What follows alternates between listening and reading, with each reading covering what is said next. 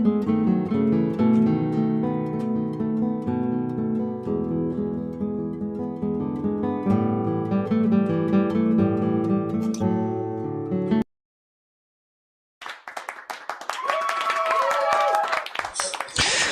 hello and good morning. Welcome to PsychCandy for Thursday, August 4th. Here we are, getting down to the end of our week, aren't we? Made it over hump day anyway. Amy, good to see you. Everybody watching out in YouTube land, welcome. Thank you for joining in. Today's show has a couple of different variants that I want to kind of bring to you guys. And the whole scope is, well, really, most of the articles that I write present to you guys and the topics we talk about, it's all related to hopefully helping you get to be a better you.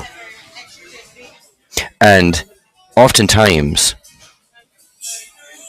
it's hard to break past some of the patterns that we build. It's hard to navigate past the ruts that we get stuck in. And we lose a focus a little bit. We lose that focus of like deciding, am I actually doing what's making me happy in my life? Am I doing what's taking me to the places that I want to be? Am I making the right decisions? Am I making the right choices? Am I living in the pains and hurts of the past? Am I rising above? Or am I stagnant? Am I just hovering on the surface?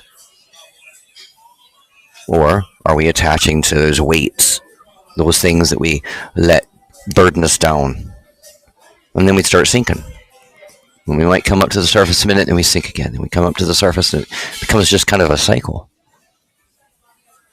And as we wake up in the morning, well, we're faced with the reality of yesterday. And we bring ourselves to embrace the present. But in that moment, how much are we actually preparing for our tomorrow? It's become normal for most that we've all come through hardships, bad relationships, a job gone wrong, poor decisions, etc. And I mean, there's happy times too. Times we celebrated, or the ones that we're looking forward to celebrating. But what patterns have we built? Have we grown to be a society that simply lives in the hurts or downfalls of our yesterday? Most of the people I speak with, have carried those similar weights from past. And these weights usually are in the form of being in bad relationships with people who used, abused, devalued, or just simply broke us down in various ways. And those points in our life are events that cause both temporary and permanent scars. These points, however, should not become your daily. It should not become your normal pattern of operating. Far too many have settled for it being the normal, just simply what's expected. And in many cases, the feelings of, I don't deserve better, start to take hold. Now, I've fallen into this camp many times. It sucks. It can drain your spirit so fast before you even notice how much. And then before you just barely catch that edge to try and regain control and heal up, mend up, reach that surface again, start being above water instead of below. A lot of the hurdles I've been through, they broke my heart. Some of those times broke my spirit. I personally have felt sometimes emptier and more broken than I ever thought possible. But I had to learn from it. I had to either learn from it or give up. And the sad part is, a lot of people give up. Now, in certain times, sometimes there's just no middle ground. Sometimes you reach a certain point, there's no middle ground. You got to do one or the other. And it's like, I look around, and doing what I do. Breaks my heart to see, like, beautiful people in such desperation to simply fill a void caused by poor actions of others or from tragedies.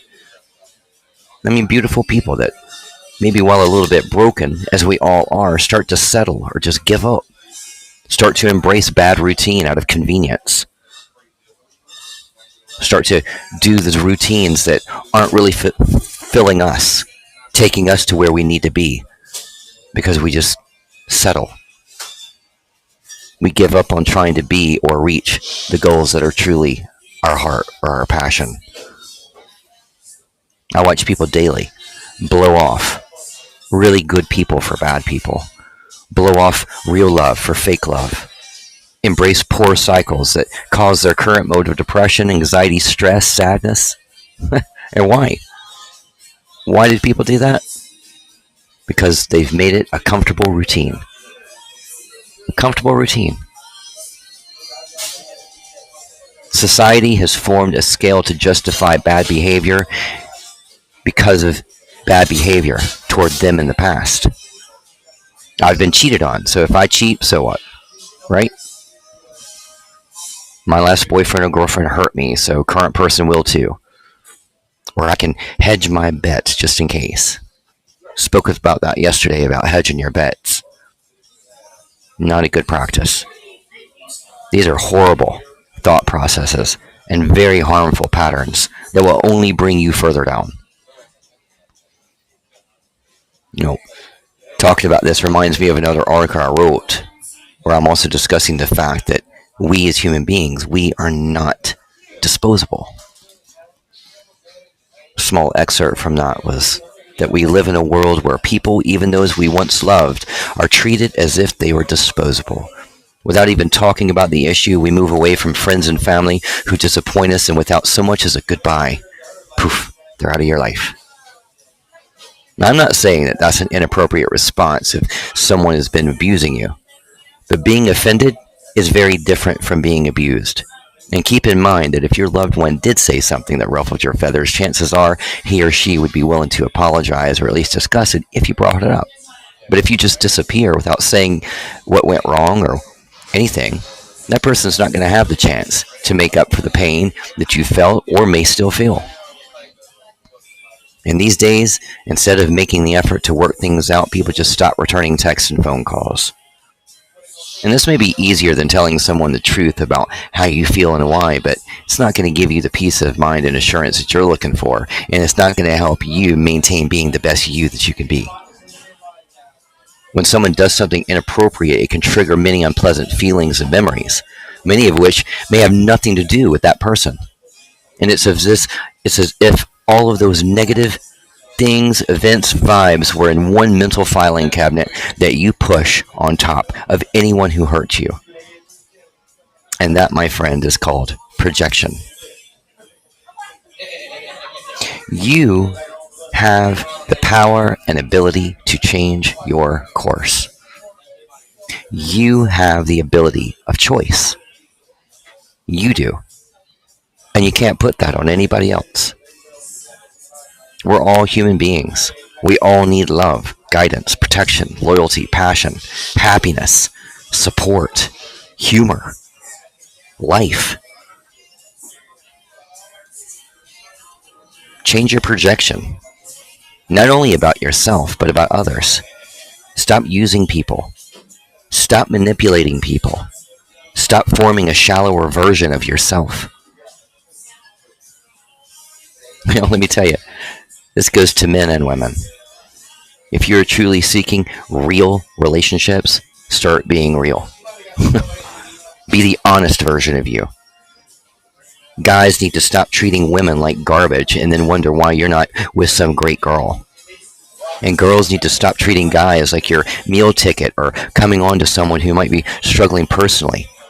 Shit goes both ways. You gotta start looking at others in terms of heart, character, not just dick and boob size. Gotta start treating people like people. Start living as human beings. Treating each other that way. But we gotta start treating ourselves that way first. If you've lost that relationship with you, you need to find that relationship with you. And then build on that. Then allow yourself to elevate. Allow yourself to grow and rise up above the mire or the muck that you've allowed yourself to settle into. Stop stagnating. Stop procrastinating. Stop making excuses of why you're not where you want to be or where you need to be. Find you.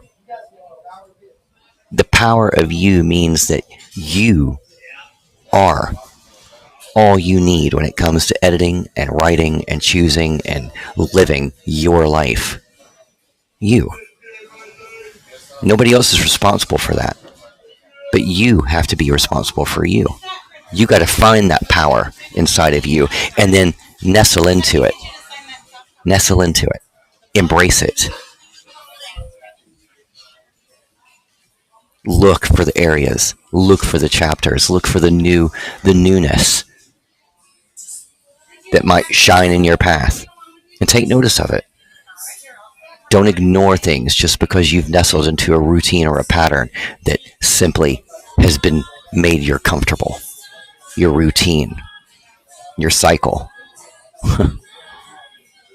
It's time to elevate, people. It's time to be us. It's time to rise up.